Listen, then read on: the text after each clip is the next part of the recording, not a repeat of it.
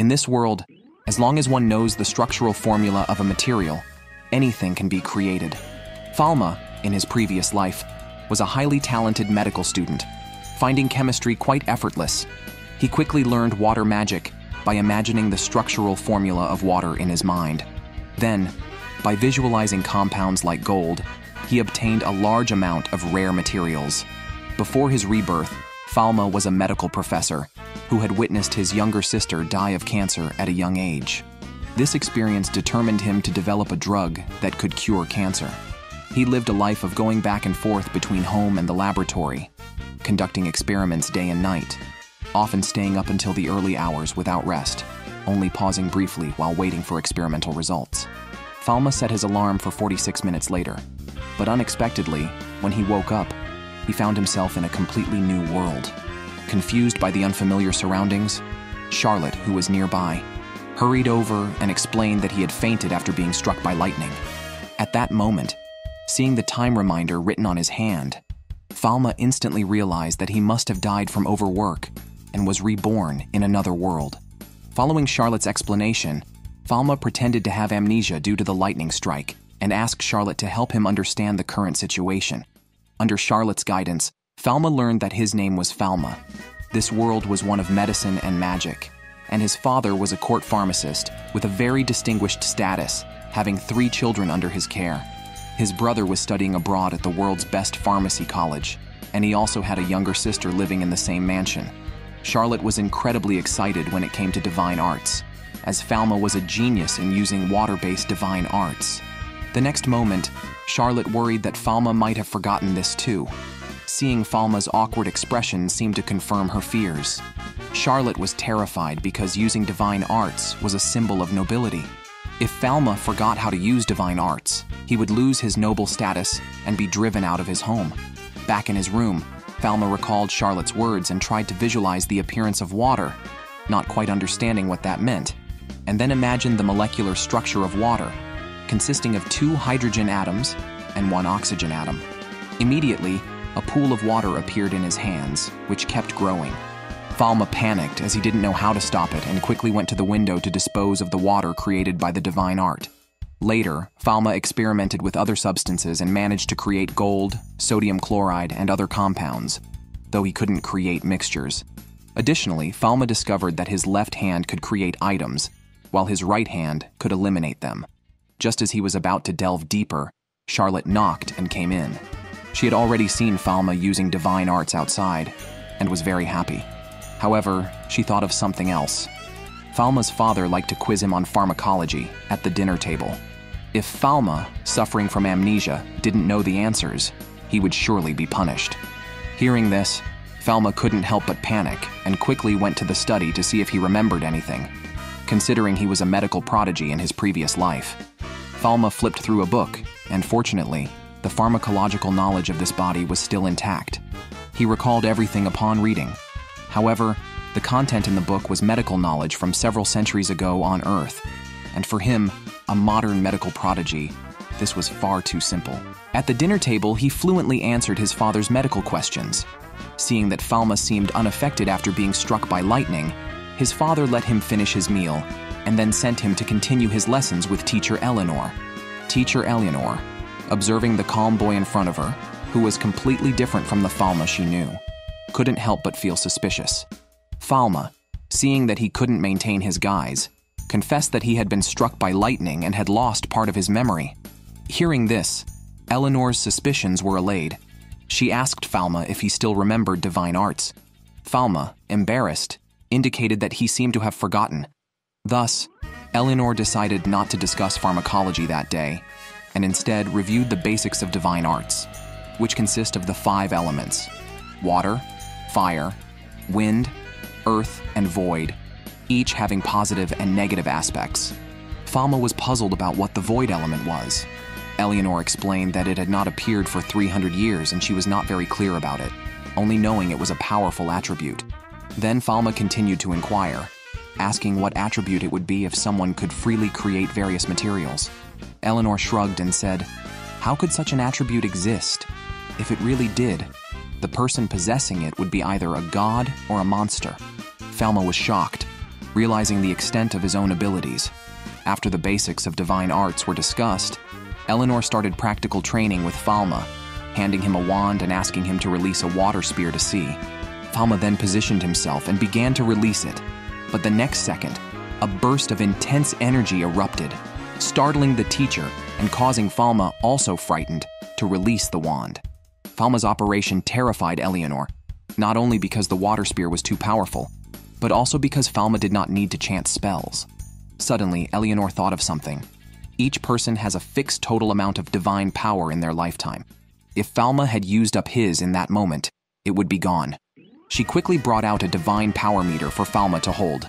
But what Eleanor could not anticipate was that Falma's divine power value had exceeded the limit, and he possessed both positive and negative attributes, shocking her to the point of dropping her glasses. Eleanor rushed forward and tore open Falma's sleeve, discovering glowing sacred marks on his arm. To know that such a pattern indicated the presence of a god of medicine, Falma explained that it was just a scar left from being struck by lightning. Eleanor immediately countered, "Have you ever seen a burn scar emit blue light?" She solemnly told Falma never to hold a divine power meter in front of others. If people discovered he was a god of medicine, it could bring him deadly trouble. After these events, Eleanor had no desire to continue teaching and planned to go home after ending today's lesson. However, without her glasses, she could hardly see the road. Falma quickly went to support her and noticed her hands were trembling, unsure if it was due to fear or excitement. After walking for a while, the two sat down on a bench to rest. Falma told Eleanor that if she didn't have her glasses, she could make a small circle with her fingers in front of her eyes to see clearly. At that moment, Falma also discovered something. When he made a circle with his fingers in front of his eyes, he could see through things. Falma immediately went forward and grabbed Eleanor's middle finger, causing her to cry out in pain. She told Falma that she had accidentally bumped her middle finger that morning, which confirmed Falma's suspicion. A blue light would appear when a problem was detected, and a white light would emit upon diagnosing the cause. He asked Eleanor if this was also a divine art. At this point, Eleanor was immensely shocked, because legend had it that only the god of medicine could diagnose all illnesses and prescribe the right treatment, and Falma's actions resembled exactly that of the god of medicine's divine eye. This series of events baffled Eleanor. Then she noticed something else. "Falma, why don't you have a shadow?" This completely panicked Eleanor, as all signs pointed to Falma being the god of medicine. In her alarm, she didn't know what to do and ran home. The next day, Falma's father called him over and told him that teacher Eleanor had a fever, had taken leave, and wanted to resign from her tutoring job. He asked Falma if he knew what was going on. Falma, feeling guilty but afraid to reveal the truth, suggested that perhaps the teacher was disheartened because of her fever. His father was greatly disappointed upon hearing this, as Eleanor was his direct disciple and tutoring was part of her training. If she couldn't overcome this minor difficulty, how could she continue to be a pharmacist? So, he prepared a bottle of medicine and a letter for Falma to deliver to Eleanor. Back in his room, Falma checked the medicine's formula and found it was only a nutritional supplement. Wanting Eleanor to recover quickly, Falma made acetaminophen himself. When he arrived at Eleanor's house and waited for her in a chair, he didn't expect her to come out wearing heavy armor and ask him what his purpose was for coming. Falma was stunned by her attire and quickly clarified that he wasn't there to harm her, but was sent by his father to deliver medicine. Initially, Eleanor had let her guard down, but hearing that he had come to deliver medicine made her anxious again. She could make such cold medicine herself. Why did Falma need to deliver it personally? Could it be poisoned? Seeing how frightened Eleanor was, Falma quickly explained that he was still not very familiar with divine arts, and there were no such books at home, so he hoped Eleanor would continue to be his teacher. After speaking, he also presented a bouquet of flowers to show his sincerity. After Falma left, Eleanor was extremely conflicted at home, debating whether to take the medicine Falma had given her, as she had never seen powdered medicine before and was unsure if it was poisoned. She looked at the bouquet of sky blue flowers Falma had given her, her favorite color, and at that moment she made her decision to trust Falma. The next day, Eleanor, once again wearing heavy armor, found Falma to continue teaching him divine arts. The armor wasn't a precaution against Falma, but was necessary because the divine arts he used were too powerful, requiring some basic defense. Under Eleanor's guidance, although Falma still couldn't fully control divine arts, he made some progress and could now control the direction of thrown objects. Back at the mansion, Falma used his divine eye to check all the servants, recorded their conditions in a notebook, and then went to the pharmacy to prepare the appropriate medicines for them. With a wave of his hand, glycerin appeared out of thin air without the need for synthesis. With this ability to create compounds by imagining their structures, Falma felt no pressure in preparing medicines. After finishing, he distributed the medicines to the servants, who were tearfully grateful. Falma was puzzled by their reaction. Charlotte explained that commoners like them are not entitled to see a noble pharmacist due to class differences, and even if they did, the cost of medicine was prohibitively expensive for them. Walking through the estate with Charlotte, Falma felt deeply troubled by the unfairness of the world, where poor people could not receive proper medical treatment and had to rely on almost mystical folk remedies. Thus, he resolved to ensure that medicines reached those in need. Falma went to the dining room for dinner and noticed his parents' grave expressions and that his sister Blanche was absent. Asking where she was, his father told him that Blanche had contracted chickenpox, a contagious disease requiring isolation for 14 days, and that everyone should avoid her room during this period. However, Falma, a prodigy in modern medicine before his transmigration, was well equipped to treat such ailments. In his previous life, he couldn't save his sister from cancer. This time, he was determined not to let his sister suffer from illness. In the pharmacy, after considering several medicines that were not viable due to their large molecular size, Falma chose acyclovir, which has a smaller molecular weight. After preparing the medicine, he sneaked into his sister's room. Seeing her covered in red spots, he was heartbroken.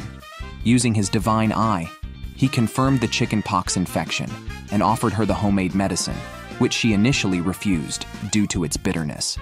Reluctantly, Falma hid the medicine in a macaron, knowing no girl could resist a pink macaron. After taking the medicine, his sister was puzzled, as their father had once said that chickenpox was incurable.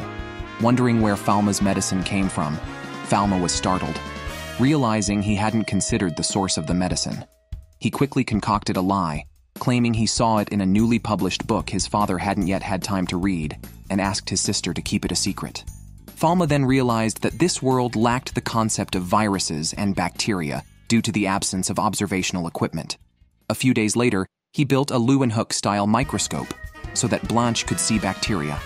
Before Falma could enjoy his success for long, a servant knocked on the door to inform him that his father wanted to see him. Upon arriving at his father's room, his father didn't say much, only instructing Falma to quickly prepare as they were about to provide emergency treatment for the emperor. Arriving at the emperor's chamber, all the best doctors from across the nation had already gathered there. Falma's father approached the bed to request an audience. When the curtain was drawn, a woman appeared. It was the empress of the nation. Falma's father took a blood sample, which he then dropped into a test tube and catalyzed with magic. The result came out quickly, but he did not immediately disclose it to the empress, instead consulting with the soothsayer and the ministers first. The outcome of the divination was also unfavorable, indicating that the stars were not aligned well. Combined with the results from the blood sample, it seemed that the empress's life would not be long. Falma's father could only say that he would do his best to treat her. He then prepared a bottle of anesthesia, telling the empress it was a very effective medicine and to inhale the steam produced after heating. Initially, Falma thought this was just a standard palliative treatment to relieve the patient's pain. However, when he overheard the ministers discussing that the following night would be critical and to prepare everyone else, Falma realized they were planning to cease treatment and administer euthanasia to the empress. Falma could no longer stand idly by. The next second, he used his X-ray vision to examine the empress's condition. Falma was surprised to find that the empress had tuberculosis. Without syringes available, he had no choice but to opt for oral medication. Ideally, 4 types of medications were needed, including rifampicin, but it had a large molecular weight and an extremely complex structure, which made it difficult to accurately imagine. If he failed, the empress would only be euthanized. Then the empress's child burst in, running to the empress's bedside and crying bitterly on her. Seeing this scene, Falma was emotionally conflicted, but could not bear to see life and death parting and decided to intervene. He claimed to have a new drug that could effectively treat Her Majesty's illness. His father heard this and told him not to talk nonsense, calling him a half-baked fellow and asking him to step down. The Empress quickly stopped Falma's father, choosing to believe in Falma not because of anything else, but because Falma stood up to take on this responsibility when all other pharmacists had given up. In the pharmacy, Falma used ice to seal the door, ignoring his father's shouts from outside. At this moment, Falma's brain was working rapidly. To prevent the tuberculosis bacteria from developing resistance, 3 to 4 types of drugs were needed for treatment. Falma was currently making the medications, and the molecular structures gradually became clear.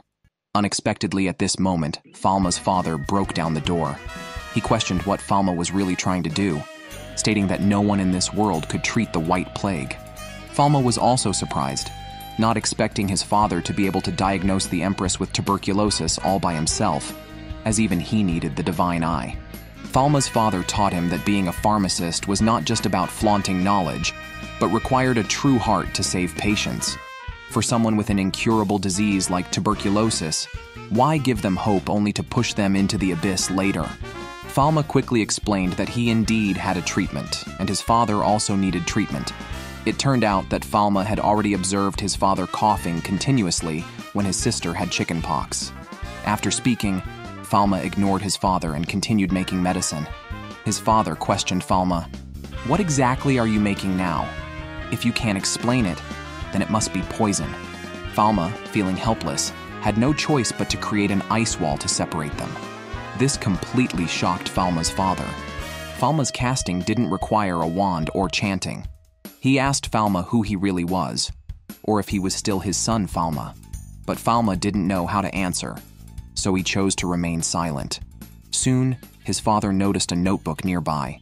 He flipped through it, finding it filled with incomprehensible content. He asked Falma what it was. Falma had no choice but to answer. It's knowledge of a new medicine, dreamed up after being struck by lightning. Soon his father also noticed the sacred mark on Falma's arm, and then he realized his son had been blessed by the god of medicine. With this realization, he no longer hindered Falma from making medicines.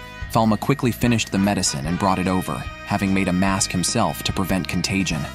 Falma placed the tray on the Empress's bedside table, took out the homemade Leeuwenhoek simple microscope, and a specimen made from the Empress's sputum. He wanted the Empress to see the tuberculosis bacteria for herself. The Empress picked up the microscope and looked at it against the light source, and was thoroughly shocked. She quickly called her subordinates to take a look. One by one, they were equally astounded. This completely overturned their understanding of medicine. The microscope Falma brought out directly challenged the existing concepts of disease. After explaining the cause of tuberculosis, Falma divided the medicine into 2 portions. He took 1 cup himself and handed the other to the Empress. Falma drank his in front of the Empress to prove the medicine was safe. Seeing Falma's boldness, the Empress also downed the medicine in 1 gulp. And over the next half-year, Falma came every day to ensure the Empress took her medicine. This was to directly confirm the treatment method, as tuberculosis is extremely stubborn and cannot be cured in a short time. Since Falma created the tuberculosis medicine, half a year had passed, and the Empress's tuberculosis had been completely cured. For this, the Empress even held a special commendation meeting. At the meeting, the Empress awarded Falma's father and granted him a piece of land, raising Falma's status from apprentice pharmacist to court pharmacist, and specially approved Falma to open a pharmacy in the imperial capital. After the meeting and returning home, the architects summoned by the Empress had already been waiting in the room for a long time, and they needed Falma to produce the design immediately. They had to start construction today, or else they would lose their jobs and possibly their lives. Falma reluctantly drew up his ideal pharmacy. With the design ready, the workers quickly started construction. But now they needed Falma to quickly come up with a name, or else it would affect their construction schedule. Falma thought about it. Imperial Capital Pharmacy seemed too grand, and using his family's name didn't seem right either. After much thought, he couldn't come up with a good name because he never imagined he could actually open a pharmacy in another world. But this murmured remark was overheard by a worker, and thus the name Another World Pharmacy was officially established. However, Falma soon encountered another problem. He and teacher Eleanor were capable of making and selling medicine and greeting customers. But who would handle the finances? At this moment, Charlotte volunteered. She said that she was good at calculating numbers and could read and write, so she should take on this job. Falma immediately frowned and said to Charlotte, "You are only 9 years old. How can you handle finances? Such things should be managed by adults." Charlotte was unhappy and retorted, "Aren't you only 10 years old?" In fact, she didn't really want to do the finances. She was just afraid that Falma, becoming the pharmacy owner, would gradually drift away from her. Hearing this, Falma couldn't help but smile and gently said to Charlotte, "Then you can do some simple tasks in the future. I will not abandon you." Charlotte finally felt relieved. In the evening, when Falma returned home, he was surprised to find his sister and a group of servants crying as soon as he entered the door. He quickly ran up to ask what had happened. It turned out that the chief financial officer at home had been dismissed by his father, and everyone was very reluctant to let him go. The chief financial officer said that he actually still wanted to continue working, but Falma's father had him retire early to rest at home because of an injury on his knee. Hearing this, Falma thought to himself that he was in need of an accountant. So he said to the chief financial officer, "Then come work for me. I will also heal your knee." After saying this, he quickly ran to his father's room to seek his opinion.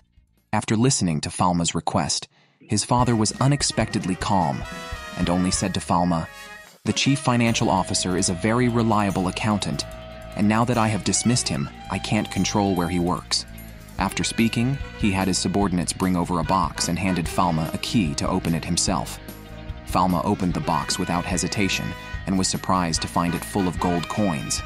His father told Falma that this was a congratulatory gift for his business opening, saying, "How could a father not support his son in opening a pharmacy?" At this moment, Falma realized that the chief financial officer's dismissal was also arranged by his father. Falma had opened the First People's Hospital in another world, but the business was very bleak because the commoners were accustomed to visiting well-established civilian pharmacists, while the nobles directly invited pharmacists to their homes. Thus, Falma's Empress-approved pharmacy was awkwardly positioned between the two. Several people sat in the meeting room discussing how to increase customer traffic, but after a long discussion, no conclusion was reached. It should be noted that there were only a few court pharmacists in the entire country, and Falma, being the son of a noble, had a pharmacy that common people dared not enter due to these two identities. Just when they were at a loss, Charlotte walked in. She had conducted a survey among the commoners, asking how they viewed the Another World pharmacy. The most common response was that they found the Royal Special Approval Mark very intimidating. The second was that they did not know the etiquette of speaking with nobles and were afraid of being punished for making a mistake. And others were afraid of being dressed inappropriately and intimidated by the guards at the door. The pharmacy owner being a young child was also a major point. But most importantly, Falma's pricing of medicines was negotiable, as he wanted to set prices based on each person's economic situation. This backfired and made the common people think that the prices were very expensive. Although problems were identified, they couldn't be resolved in a short time. Fortunately, since the opening, the store had its first regular customer. He was an elderly man who always bought candies for sea voyages to supplement vitamin C and prevent scurvy. However, Falma was puzzled, wondering if the elderly man still often went to sea at his age. He casually asked, and the elderly man immediately replied that someone was waiting for him outside and then left. Falma felt something was amiss and followed him outside. Just reaching the entrance, he saw the elderly man chatting with several people dressed as merchants. As he was trying to figure out their relationship, a voice interrupted him. Turning around, he saw it was his parents in disguise. Falma was speechless with his parents' antics. Were they dressed like that so he wouldn't recognize them? However, since they were there, Falma decided to show them around the pharmacy to fully understand their son's business. Seeing that the facilities were well equipped, Falma's parents were very satisfied. After the tour, his father asked about the customer flow. Falma awkwardly mentioned that they were still addressing the issue of commoners being afraid to enter the store. At that moment, Falma's mother suggested a plan to first produce cosmetics and make them popular among the nobility. As long as the prices were low, commoners would also rush to buy them. However, Falma's father made a request not to sell whitening powder, as it contains harmful heavy metals like white lead and mercurous chloride. Although the whitening effects were significant, long-term use could severely damage one's health. Falma's father also mentioned that many women were resorting to bloodletting to make their skin appear whiter, and strongly advised Falma against engaging in such practices. While they were chatting, someone rushed in, reporting that their young mistress had fainted and needed a pharmacist urgently. Seeing the emergency, Falma immediately followed them to the carriage. There, he saw that the patient was pale but could still communicate normally, indicating no consciousness impairment. He then used his divine eye to check for any issues, found no apparent problems on her body, but noticed some cuts on her arm. These cuts were professionally made towards the veins, ruling out self-harm. Recalling his father's words, it seemed the young woman had undergone bloodletting for whitening purposes. Upon understanding the issue, Falma had her brought back to the pharmacy and prescribed some medicine to improve her anemia. The chief steward, recognizing the luxurious attire, identified her as the daughter of the prominent businessman Chatillon. Apparently, she had been despised by someone she admired for not being white enough, leading her to undergo excessive bloodletting for whitening, which caused her to faint. Seeing that the girl was also love-struck, Falma advised her not to use whitening powder or undergo bloodletting anymore, and to come back in a week to try the latest whitening product. A week quickly passed, and the young lady came to the pharmacy with her friend. Falma had prepared a set of makeup products and taught the young lady how to use them. First, wash the face and apply a moisturizing toner. Then, evenly spread the whitening cream on the face.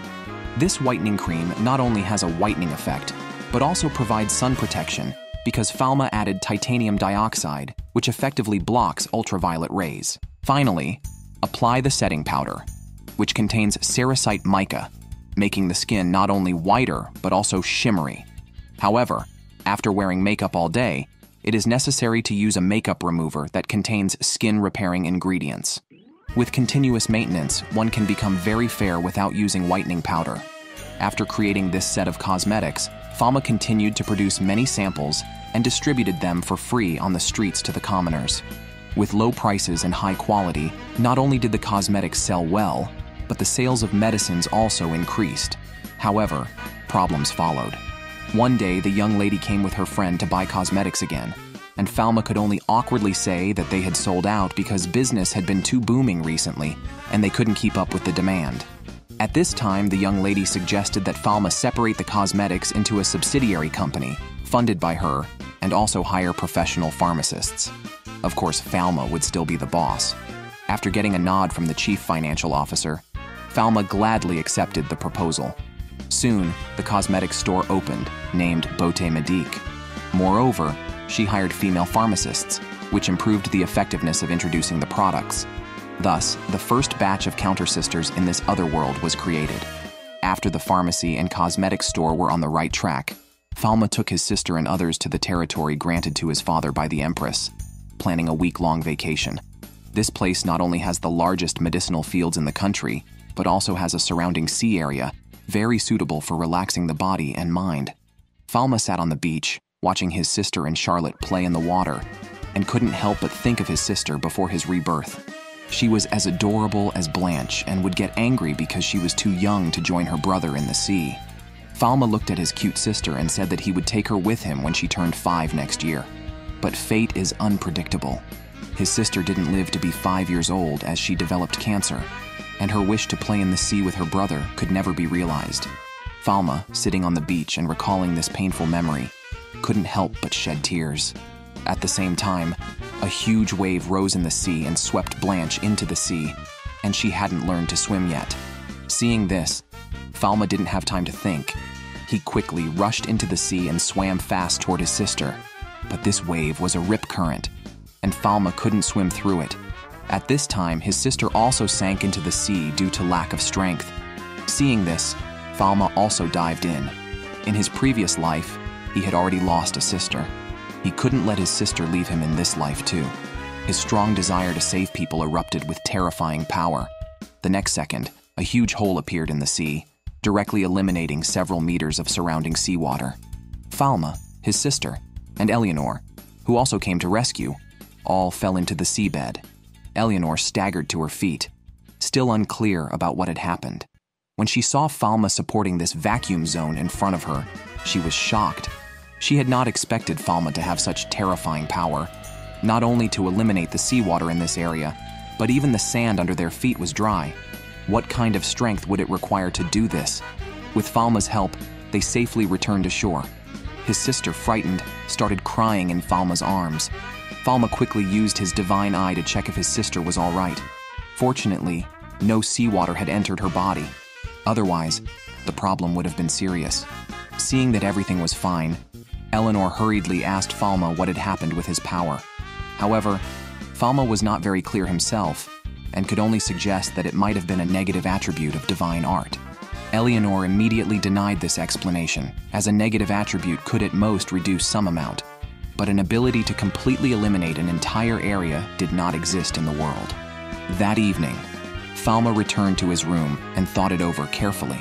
At that moment, he had only thought about eliminating the water molecules of the seawater, but he had not expected that even the seawater in the sand at the seabed was gone. This meant that he had eliminated all components contained in the seawater, and possibly even the seawater inside his sister and Eleanor.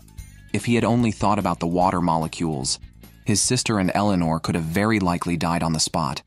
It seems he still needs to be cautious in using this ability. Meanwhile, elsewhere, a group of people in white robes, having heard of Falma's act of eliminating an entire body of seawater, ordered a nationwide search for a person without a shadow, intending to eliminate Falma, the heretic. A week quickly passed, and Falma returned to the pharmacy. The business here was even better than before they went on vacation.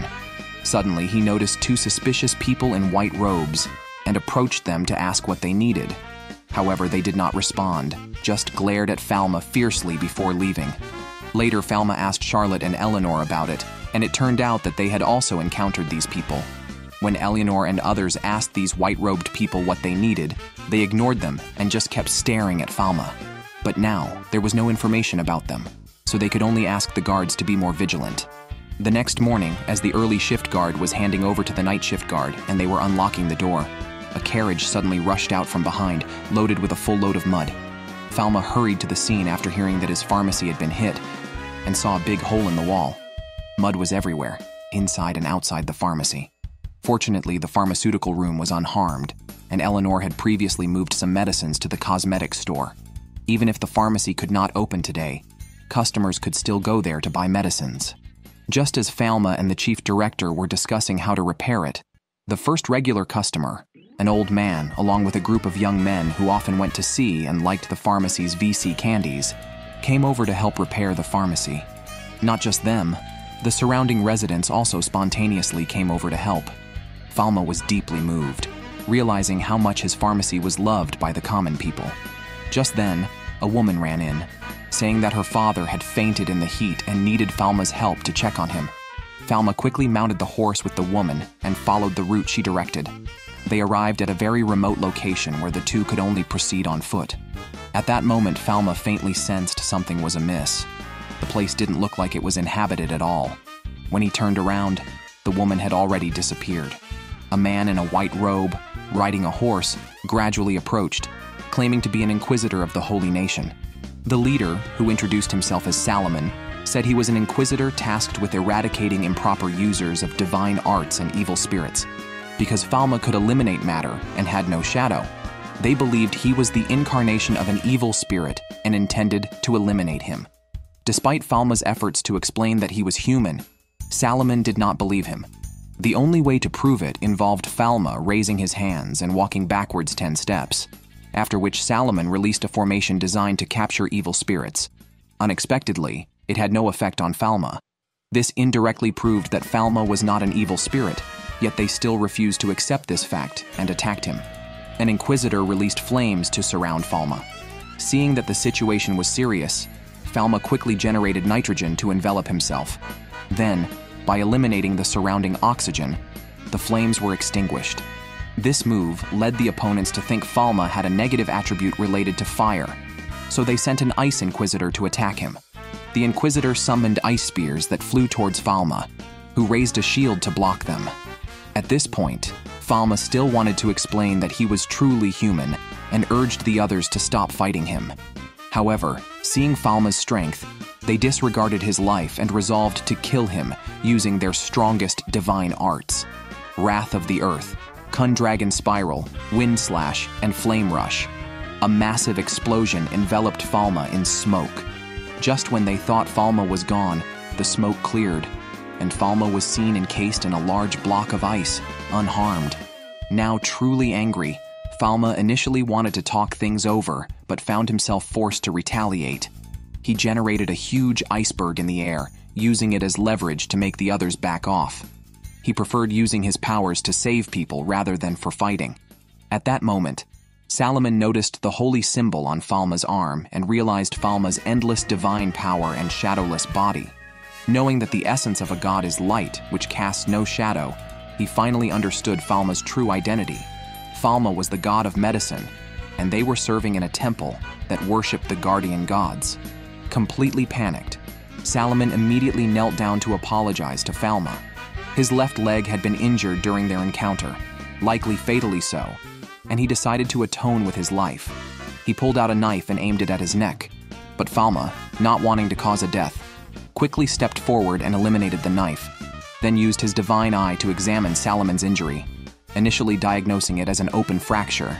The blue light turning to white confirmed Falma's diagnosis was correct. So, Falma tentatively proposed an amputation treatment plan.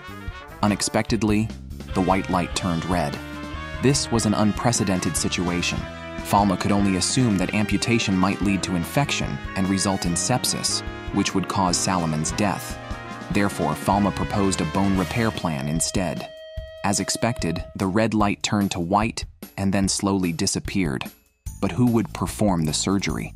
Falma was just a pharmacist and had never operated on a surgical table.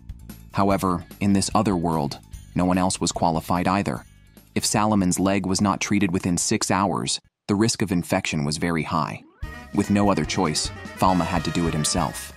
He first created a surgical table and sent someone to fetch a horse-drawn carriage. Falma set up a simple tent where he would perform the surgery. Although he had only performed surgeries on experimental animals, now no one else could take the lead. He first administered spinal anesthesia to Salomon by injecting bupivacaine into the spinal canal, then tested the anesthesia with a piece of ice. Once the anesthesia took effect, he began the surgery. With Falma's efforts, the surgery was very successful. Although it was unclear how well this emergency treatment would recover, fortunately, Salomon's life was no longer in danger. After this incident, Salomon's subordinates were immensely grateful to Falma. Falma only requested that they keep this matter confidential. Time quickly passed, and several months later, a recovered Salomon visited Falma's otherworldly pharmacy. He had even been promoted to the high priest of the country where Falma resided, pledging his loyalty to Falma. Salomon had also erased the previous warrants for Falma in the temple. If anyone reported on Falma in the future, he would intercept it. Salomon did more than this. He also brought Falma a gift, one of the temple's sacred treasures, the medicine god staff. Not only could it utilize 4 elements, but it could also be used for combat, diagnosis, and casting healing divine arts. Moreover, it was retractable, making it very convenient to carry. When Falma picked up the staff, it emitted a dazzling light. Salomon quickly explained that this was the holy light, a sign of the staff recognizing its master. Eleanor, who was nearby, was very envious and expressed her desire to hold the staff. However, when Falma handed it to her, it passed directly through her hand and fell to the ground. It turned out that this staff was not of the mortal world. Only a god could hold it. After picking up the staff again, Falma suddenly felt a strange sensation. He asked Salomon if it could fly, and Salomon confirmed that the records indeed mentioned this. Thus, Falma sat on the staff and floated up. After delivering the gift, Salomon prepared to leave.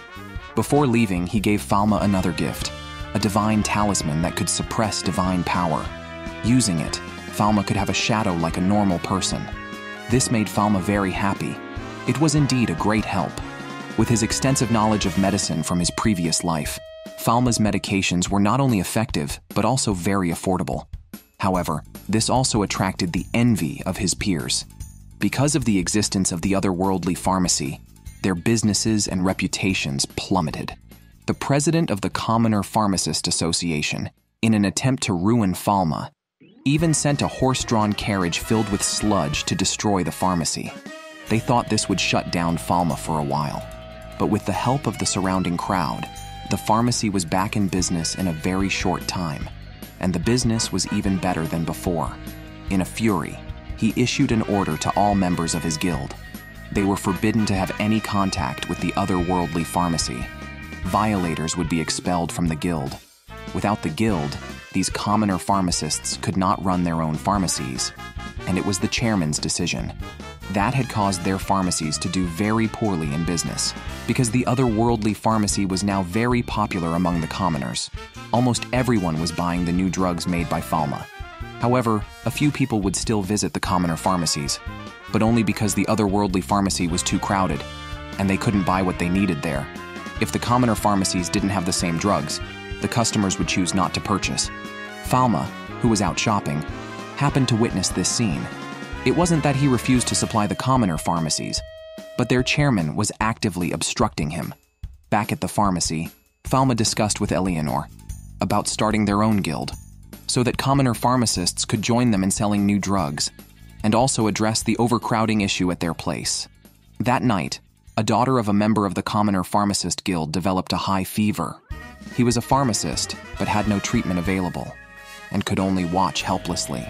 Early the next morning, he took his daughter to seek help from other doctors, but no matter how much he shouted at the door, no one responded. That's when Falma, passing by, told the man that this clinic would be closed until next week, and suggested he bring his daughter to his pharmacy for treatment if it was urgent. Remembering the chairman's words, the man knew that if he went, he would be expelled from the guild, and would no longer be able to run a pharmacy. He intended to refuse Falma, but seeing his daughter in pain, he couldn't think of anything else, and reluctantly agreed to Falma. He followed Falma to the pharmacy door, but Falma didn't take him inside. Instead, he detoured through the crowd to the back door.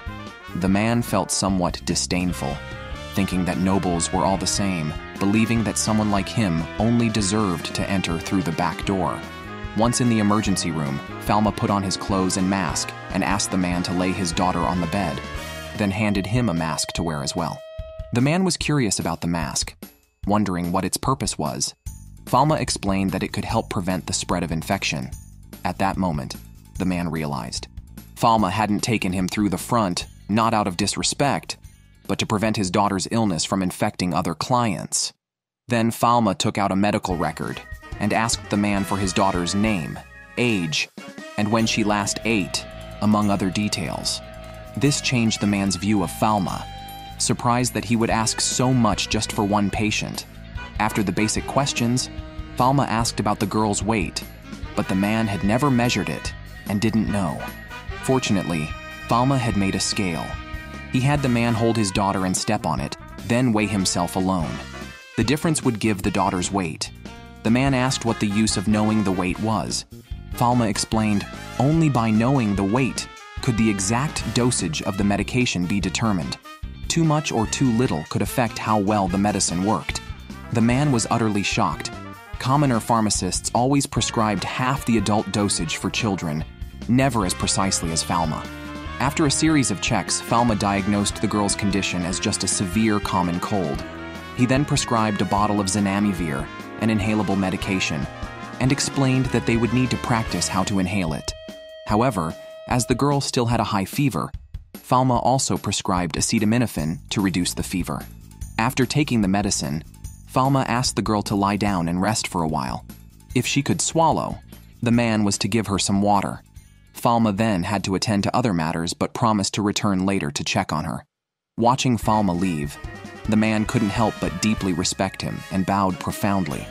That evening, as the girl had mostly recovered, the man prepared to take her home.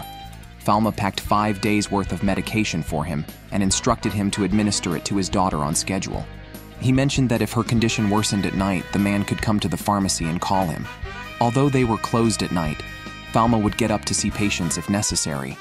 At the door, the man asked about the medical fees, expecting them to be expensive, and explaining that he might not be able to pay immediately. Falma told him not to worry. The charge was only the price of a loaf of bread. He kept the prices low so parents could bring their children for treatment without concerns. This completely changed the man's view of the otherworldly pharmacy and made him realize why their commoner pharmacy could not compete. When the chairman gathered them to discuss how to deal with Falma, the man could no longer sit still.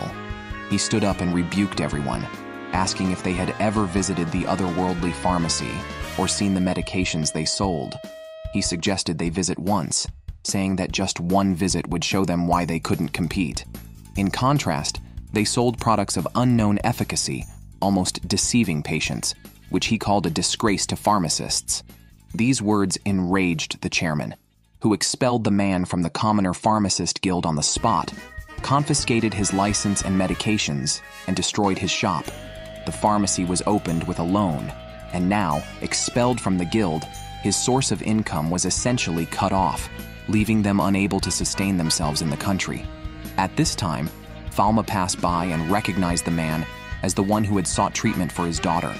Falma told him that he had recently obtained approval from the Empress to register a guild. Joining would allow him to sell and formulate medications from his own pharmacy. Falma sincerely invited him to join, and soon, a cooperative shop of the otherworldly pharmacy was about to open. The man carefully checked that the medications were properly displayed, fearing any oversight. With a nervous heart, he approached the door, hesitating to pull the handle, worried that no one would come since it was neither the otherworldly pharmacy nor had Falma. At that moment, his daughter tugged at his sleeve and encouraged him, saying, "Daddy, you can do it." Then, with newfound courage, he opened the door and a beam of light entered, and he was surprised by the customers in front of him. The Black Death, also known as the Plague, massively erupted in medieval Europe, directly causing the loss of half of its population. If one contracted bubonic plague, there was still a glimmer of hope for survival. However, once infected with pneumonic plague, the mortality rate could nearly reach 100%. One day, Falma's father received a letter from Falma's brother, who was studying at the world's best medical school. Everyone thought he was ready to come home with this letter, but Falma's father, with a grave expression, said that his return might need to be delayed. After reading the letter, he called Falma into his office and told him that his brother mentioned in the letter that a contagious strange disease had broken out on a small island in a neighboring country, leaving none of the over 1,000 inhabitants alive. Although everyone died, preventing the spread of the disease, their goods were loaded onto a ship. Soon, Falma's country was to host a month-long grand market, attracting merchants from around the world, including the ship carrying the goods from that island. This ship would dock at the port granted to Falma's father by the Empress in Marseille territory. Therefore, they had to take measures. Falma urgently asked if his brother had any samples for testing. His father reluctantly replied that the highest investigation team at his brother's school had brought back some samples for testing. But not only did they fail to find a solution, 2 scholars were infected. The first infected person initially had a high fever, accompanied by headaches and vomiting, and developed lumps on the neck and armpits, then fell into a coma and died 7 days later. The second infected person showed symptoms even faster, developing purple spots on the skin and necrosis of the extremities, even turning the skin black. Due to fear of spreading the disease, they had to cremate the bodies, thus leaving no samples. However, their school had introduced a microscope made by Falma, and there might be sketches of the samples left from the tests. Upon hearing there was still hope, Falma asked his father to write to his brother to send a copy of the sketches. Soon, Falma's brother's pigeon-delivered message arrived, and Charlotte quickly brought it to Falma. Upon opening the sketch copy, Falma saw exactly what he expected. The strange disease was the Black Death. With less than 2 weeks until the market, they had to initiate epidemic prevention measures. Falma first sent 2 students of Eleanor to set up quarantine stations on his father's territory, after teaching them how to check for the Black Death. Then he and Eleanor went to the office to discuss strategies with his father. However, his father admitted that all they could do against the Black Death was to block its spread, as they had no medicine to combat it.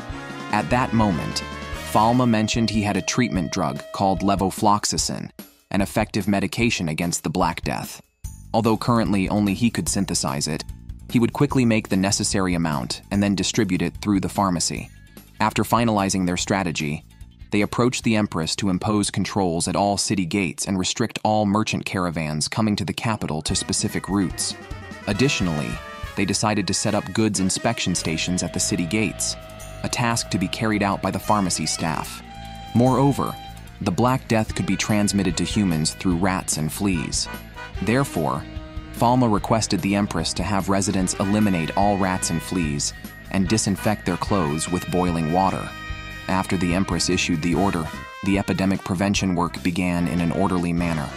Quarantine stations were also set up in various parts of the capital. Falma, based on the simple microscope by Leeuwenhoek, created a compound microscope, which greatly increased the field of view and magnification and also reduced the risk of accidental contact with the sample by eyes, mouth, and nose. With the efforts of the pharmacy staff, the raw medicine produced by Falma was processed into powder and packaged into 1,000 portions, distributed to various pharmacies and quarantine stations.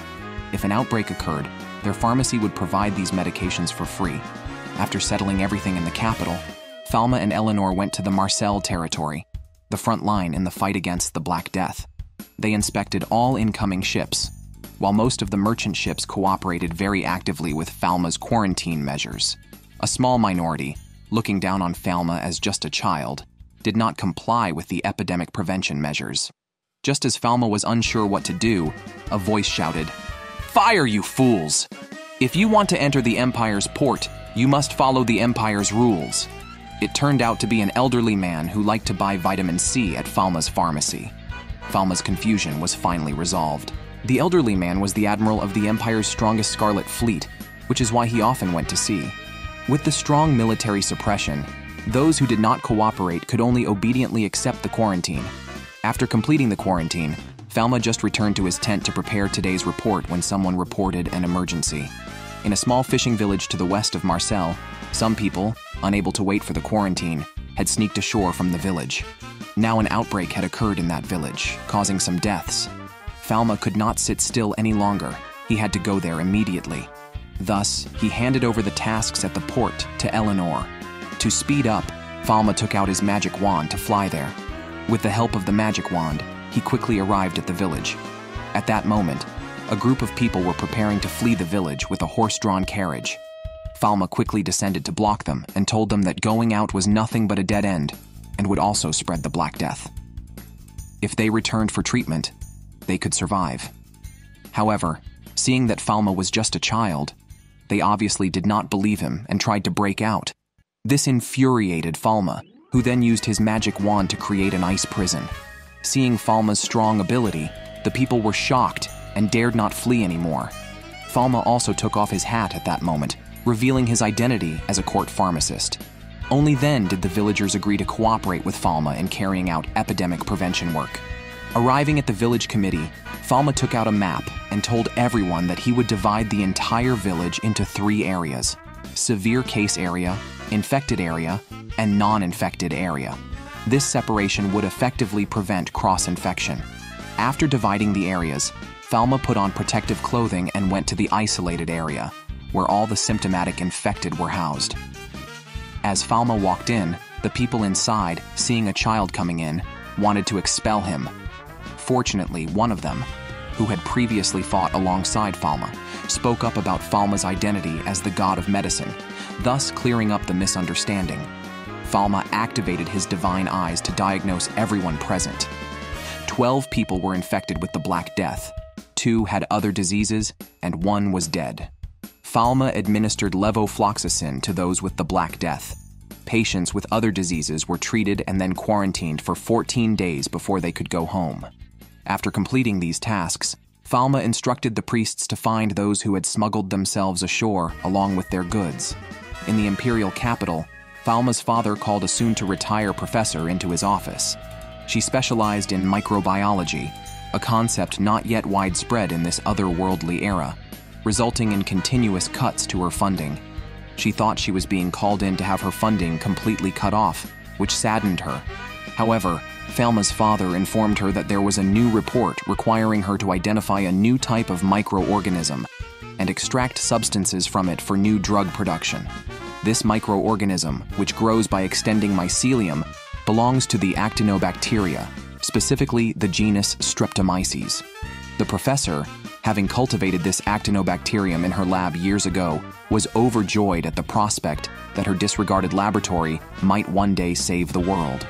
Although they had the actinobacterium, creating the new drug was not immediate. Further efforts were needed. In the fishing village, Falma had already brought the epidemic under control. All that remained was for the villagers to ensure no one wandered in or out and to deal with rats and other animals to prevent another outbreak. After 14 days, they could lift the quarantine. Having issued these instructions, Falma took off on his medicine rod to fly towards the horizon. In the sky, Falma saw thick smoke in the distance, guessing it was the priests burning the contraband goods, and hurried over. Upon landing, Falma encountered the trapped smugglers who, due to illness, lacked the strength to proceed and had been abandoned by their companions. Falma questioned them about their associates, but they were very tight-lipped. Out of necessity, Falma threatened them, stating that they were already infected with the Black Death and that without treatment, they faced certain death. He had the medication, and if they wanted it, they needed to be honest. To save their lives, they revealed their cargo included 2 looms, a box of spices, and a cage of white squirrels, all shipped from an island infected with the Black Death. There were 24 porters involved, along with 5 knights. Hearing this, Falma realized the potential source of the infection might be the white squirrels, and the involvement of 5 knights, who usually served nobility, suggested a conspiracy. Falma recalled a previous incident where the Empress had contracted the plague, likely orchestrated by this group. In the imperial capital, Charlotte was distributing masks on the streets, ensuring everyone entering the city wore one to significantly reduce the transmission rate of the Black Death. Meanwhile, a hurried epidemic prevention worker approached the tent, holding a problematic specimen that the gate inspectors couldn't identify. The pharmacy staff examined the specimen under a microscope and confirmed, just as Falma had depicted, that it was indeed the Black Death. He immediately sent someone to find that person and isolate him. Suddenly, a loud boom erupted from the city gate. It was the 5 knights who came with the cargo ship. They attacked the city gate. Although the guards lowered the barrier, it was broken with a single strike. After the knights entered the city and knocked down the guards, they pushed out a cage. Before anyone could understand what was happening, one of the knights used a holy tornado to send the cage flying. The squirrels inside scattered in all directions, quickly settling in various corners of the city. A staff member from the nearby pharmacy quickly realized they intended to spread the epidemic through the squirrels, so he hurriedly asked the guards to ring the alarm bell.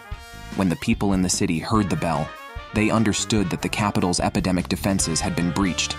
The Empress summoned Falma's father and others to discuss countermeasures to see if they could find out who was behind this incident. At that moment, Falma's father recalled someone. He told the Empress, "The person capable of causing this epidemic must be very familiar with the Black Death.